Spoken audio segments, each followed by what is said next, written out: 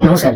আজকের এই ভিডিওতে আমি দেখাবো পশ্চিমবঙ্গের সংখ্যালঘু ছাত্রছাত্রীরা কিভাবে অনলাইনের মাধ্যমে স্বামী বিবেকানন্দ স্কলারশিপের জন্য অ্যাপ্লাই করবে। বিবেকানন্দ স্কলারশিপ সাধারণত দুটি পোর্টাল থেকে হয়, এই একটি পোর্টাল এবং এটি হলো ঐক্যশ্রী স্কলারশিপের পোর্টাল। এই পোর্টাল থেকে সেই সমস্ত ক্যান্ডিডেটরাই অ্যাপ্লাই করতে পারবে যারা মাইনরিটি নয়, মানে অ্যাকচুয়ালি হিন্দু ক্যান্ডিডেটরা, এবং এই পোর্টাল থেকে মাইনরিটি ক্যান্ডিডেটরা বিবেকানন্দ স্কলারশিপের জন্য অ্যাপ্লাই করতে পারবে। এবার এখানে একটা কথা বলে রাখি, এই পোর্টাল থেকে অ্যাপ্লাই করার সময় যেহেতু বিবেকানন্দ স্কলারশিপের রুলস হচ্ছে 60% উপরে পেলেই এই স্কলারশিপে অ্যাপ্লাই হয়, তাই যখন আপনারা এই পোর্টালে রেজিস্ট্রেশন করবেন তখন অটোমেটিক যদি আপনার নাম্বার 60% বা তার উপর থাকে বিবেকানন্দ স্কলারশিপে ট্রান্সফার হয়ে যাবে। চলুন দেখে নেওয়া যাক এই স্কলারশিপে কি করে আপনারা অ্যাপ্লাই করবেন। অ্যাপ্লাই করার জন্য ঐক্যশ্রী স্কলারশিপের মেন ওয়েবসাইটে চলে আসতে পারবেন, অথবা ডেসক্রিপশনে আমি এই ওয়েবসাইটের লিংক দিয়ে রাখবো। সেখানে এসে স্টুডেন্ট এরিয়া এই অপশনটার উপর ক্লিক করবেন। এখানে ক্লিক করার পর ফ্রেশ রেজিস্ট্রেশন 23-24 এই অপশনটার উপর আবার ক্লিক করবেন।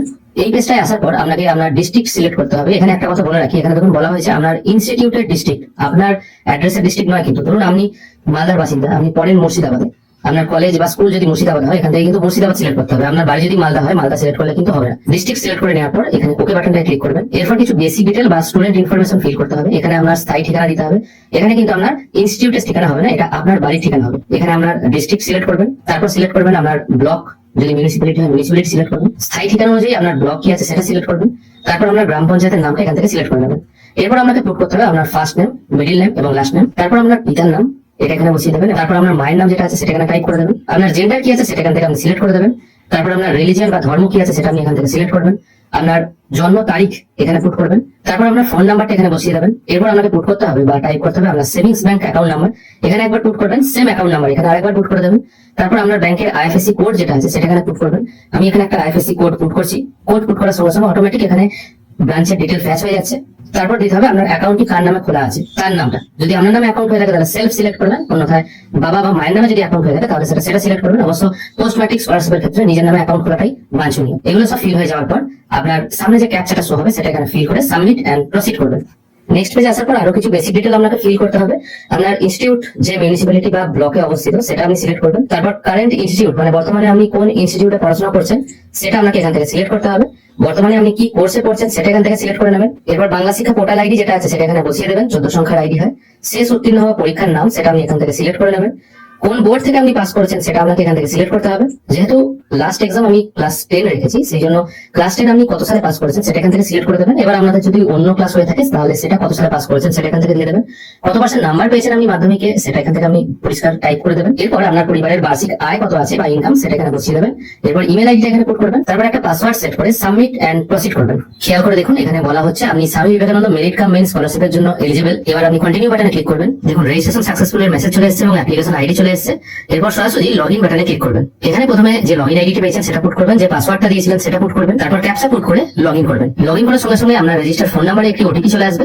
ওটিপিটি এই ঘরে পুট করে সাবমিট বাটনে আবার ক্লিক করবেন। ওটিপি সাবমিট করার পর আপনারা হোম স্ক্রিনের মেইন ড্যাশবোর্ডে চলে আসতে পারবেন। এখানে আপনাকে কিছু কিছু ডিটেল ফিল করতে হবে। ডিটেল ফিল করার জন্য বেসিক ইনফরমেশন এই অপশনটার উপর প্রথম ক্লিক করবেন। এখানে ক্লিক করার পর সমস্ত ম্যাক্সিমাম ডিটেল এখানে চলে আসবে। আপনাকে শুধু এখান থেকে আপনার বৈবাহিক অবস্থা, আপনি ম্যারিড না আনম্যারিড এটা সিলেক্ট করতে হবে এবং তার সাথে সিলেক্ট করতে হবে আপনার গার্জেনের নাম বা অভিভাবকের নাম কি আছে সেটা এখানে ম্যানুয়ালি টাইপ করে দেবেন। এর পরের অংশে আপনাকে আপনার স্থায়ী ঠিকানা পুট করতে হবে। যেখানে আপনার পার্মানেন্ট অ্যাড্রেস এই জায়গায় আপনার ভিলেজের নাম লিখে দেবেন। ডাকঘর বা পোস্ট অফিসের জায়গায় আপনার পোস্ট অফিস কি আছে সেটা লিখে দেবেন। আপনার পুলিশ স্টেশন যেটা আছে বা থানা সেটা এখানে ম্যানুয়ালি টাইপ করে দেবেন এবং পিন নাম্বারটা এখানে বসাবেন। পার্মানেন্ট অ্যাড্রেস এবং প্রেজেন্ট অ্যাড্রেস যদি একই হয়ে থাকে এই ঘরটা টিক মার্ক দেবেন, তাহলে অটোমেটিক এই ডিটেলটা এখানে চলে আসবে। অন্যথায় আলাদা ঠিকানা হলে আপনার আলাদা যে ঠিকানাটা আছে সেটা এখানে ম্যানুয়ালি টাইপ করে দেবেন। আদার ইনফরমেশন অপশনে আপনাকে দিতে হবে আপনার বাংলা শিক্ষা পোর্টাল আইডি, যেটা আপনার ফার্স্ট রেজিস্ট্রেশনের পেজ থেকে অটোমেটিক ফ্ল্যাশ হয়ে যাবে। এরপর আপনার আধার নাম্বার এবং কনফার্ম আধার নাম্বার, মানে আধার নাম্বারটা পরপর দুবার বসাবেন। আধার অনুযায়ী কি নাম আছে সেটা এখানে বসিয়ে দেবেন। মাধ্যমিকের রেজিস্ট্রেশন নাম্বার যেটা আছে সেটা সঠিকভাবে এখানে বসাবেন এবং একদম শেষ অপশনটা বলা হচ্ছে আপনি অন্য কোনো কেন্দ্রীয় বা রাজ্য সরকার কোনো ব্যক্তির জন্য আবেদন করেছেন কিনা, যদি ইয়েস হয় ইয়েস করবেন, অন্যথায় এটা নো করবেন। তারপর এই অপশনটায় টিক মার্ক দিয়ে সাবমিট এন্ড প্রসিড এই অপশনটার উপর ক্লিক করবেন। এরপর আপনাকে ফিল করতে হবে আপনার একাডেমিক ডিটেল। দেখুন এখানে দুটো বক্স করা আছে, প্রেজেন্ট ইনস্টিটিউট এবং প্রিভিয়াস ইনস্টিটিউট। যদি আপনি ধরুন এটা যার হচ্ছে সে অ্যাকচুয়ালি 11 পড়ে, মাধ্যমিক পাস করে 11 ভর্তি হয়েছে, যদি সেম স্কুলেই সে পড়ে, মাধ্যমিক যে স্কুল থেকে দিয়েছে 11 সেম স্কুল থেকে দিয়েছে, তাহলে এই ঘরটায় টিক মার্ক দিতে হবে সেম এজ প্রেজেন্ট ইনস্টিটিউট, মানে ক্লাস 10 এবং ক্লাস 11 তার একই ইনস্টিটিউট। যদি আলাদা ইনস্টিটিউট হয়ে থাকে তাহলে ম্যানুয়ালি পূর্ববর্তী শিক্ষা প্রতিষ্ঠানের নাম, মানে ক্লাস 10 কোথা থেকে পাস করেছে সেই স্কুলের নামটা এখানে টাইপ করে দিতে হবে। যদি একই স্কুল হয় তাহলে কিন্তু এই অপশনটা টিক মার্ক দিতে হবে। প্রেজেন্ট একাডেমিক ডিটেলের জায়গায় যখন আপনি রেজিস্ট্রেশন করেছিলেন তখনই আপনি শিক্ষা প্রতিষ্ঠানের নামটা দিয়ে দিয়েছিলেন, তাই এটা চেঞ্জ করতে পারবেন না। এখানে শুধু তিনটা জিনিস আপনি অ্যাড করতে পারবেন, যদি আপনি হোস্টেলে থাকেন ইয়েস করবেন, অন্যথায় নো করবেন। কোন বোর্ডে আপনি পড়াশোনা করছেন, ক্লাস 11, যেহেতু West Bengal council of higher secondary education 11টা হয়ে থাকে সেজন্য এটা আমি সিলেক্ট করেছি এবং কোর্স ডিউরেশনটা 1 ইয়ার রাখছি। তারপর সাবমিট এন্ড প্রসিড বাটনে ক্লিক করছি। এবার আমাকে আপনার ব্যাংকের ডিটেল এখানে শো করানো হবে। এখানে আপনি আপনার ব্যাংক অ্যাকাউন্ট ডিটেল চেঞ্জ করতে পারবেন না, তাই রেজিস্ট্রেশন করার সময় ব্যাংক অ্যাকাউন্টটা সঠিকভাবে পুট করবেন, না হলে কিন্তু মুশকিল হতে পারে।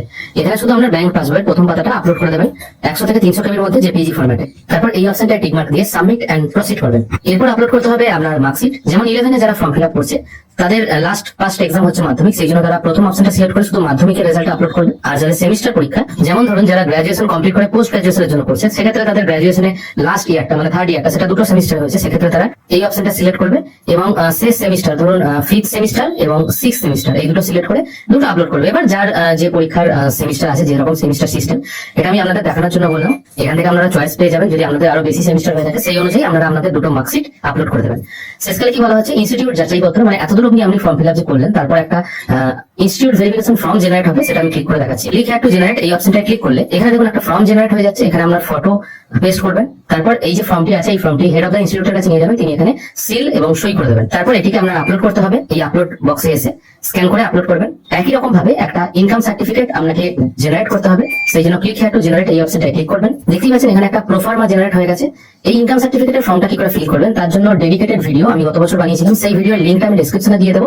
সেটাই ক্লিক করে আপনারা এই ফরম্যাটটা কি করে ফিল করবেন সেটা একবার দেখে নিতে পারবেন। তারপর এটা গেজেটেড অফিসারের কাছ থেকে সই করিয়ে নেবেন। এটাও রেডি করা হয়ে গেলে চুজ ফাইল অপশন থেকে এসে আপলোড করে দেবেন। তার মানে আপনার ফর্ম ফিল আপের সময় দুবার থামতে হচ্ছে, এত দূর অব্দি ফর্ম ফিল আপ করে এসে এই দুটো সার্টিফিকেট আপনাকে আগে জেনারেট করতে হবে, তারপর আপনার ফর্ম ফিল আপের বাকি কাজটা কমপ্লিট করতে হবে। মানে একবারে যে টোটাল ফর্মটা ফিল হয়ে যাবে সেটা নয়। অবশ্যই এই ফরম্যাট গুলো আপনাকে জেপিজি ফরম্যাটে 2 MB সাইজের মধ্যে আপলোড করতে হবে। আপলোড হয়ে যাওয়ার পর প্রসিড বাটনে ক্লিক করবেন। প্রসিড বাটনে ক্লিক করার সঙ্গে সঙ্গে লক অ্যাপ্লিকেশনের একটা অপশন ওপেন হয়ে যাবে।